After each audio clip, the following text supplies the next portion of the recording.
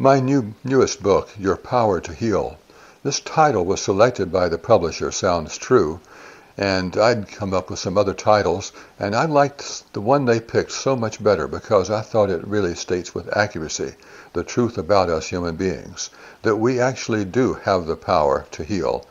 The cause of the sickness, as well as the cure, is something that we have within us to have control over, far more than we think.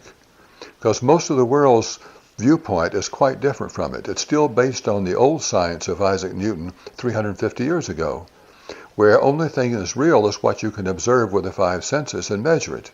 The new science of the last century of quantum physics says, no, it's consciousness that rules over matter, not the other way around.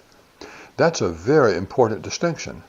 In our medicine these days, really that the new science is there in terms of the technology, but not in terms of that much of how we see each person's individual power to heal. Because every thought I'm thinking is an instant messaging system that goes through my neuropeptides to all 70 or 80 trillion cells in the body. So every thought is having an effect in my body all the time. That's why the New England Journal of Medicine back in the late 1980s said 80 to 90% of our symptoms are stress-related. And that means then how we're thinking about something, how we're interpreting something, how we're experiencing it is affecting our health in all sorts of ways, and therefore can affect our healing. I had a number of experiences myself of doing self-healing that were quite remarkable. I restored a disc that was in my back so degenerated that the doctor said I wouldn't walk again without back surgery. And in those days, 65 to 70% of the time, you were much worse off after the surgery. It's improved now. But that was the situation at that time. And at that point, I started to ask myself some questions, like, why might I need this? What would he get from me? What would he get me out of doing? Is there some metaphor being expressed in it? And so I began to explore those, and I came up with 3 or 4 answers as to how that could be expressed in my body. I made a clear decision as to what I deal with differently, rather than paying the price of the symptom. The most amazing thing happened was within a week, instead of lying in the bed feeling like I could not move a centimeter without being jabbed with an ice pick, I was able to go back to work fully the next week. 2 months later, I was skiing in Colorado.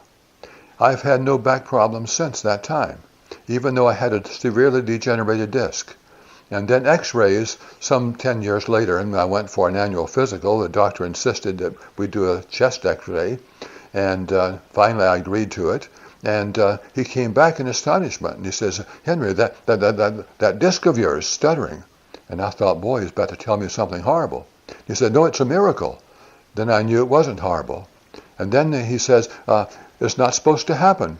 I said, what? He says, that disc is totally restored. I thought, wow, I'm so glad I let you do that x-ray, because I prefer to know that that disc is restored.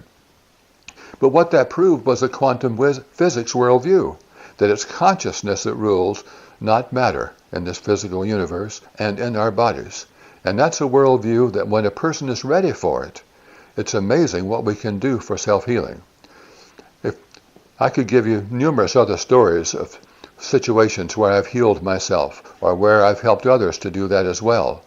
And that would take a long time to do it, but we don't have that time here. But one thing I have learned is that we do have that power. And if I don't think of myself as a victim, and I can find the cause of that symptom and what's being expressed in my body, that's my unconscious mind.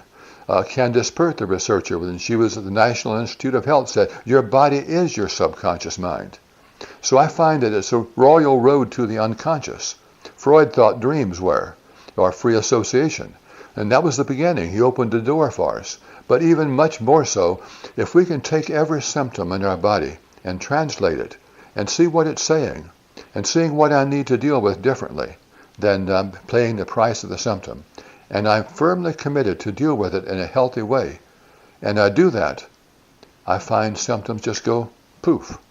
And so this is what this book is about. It gives you the tools for you to assess what your symptoms might be expressing in your body and what needs to be done differently and how you can use those tools to bring about healing. And just know that you're far more powerful than you think you are for bringing that about.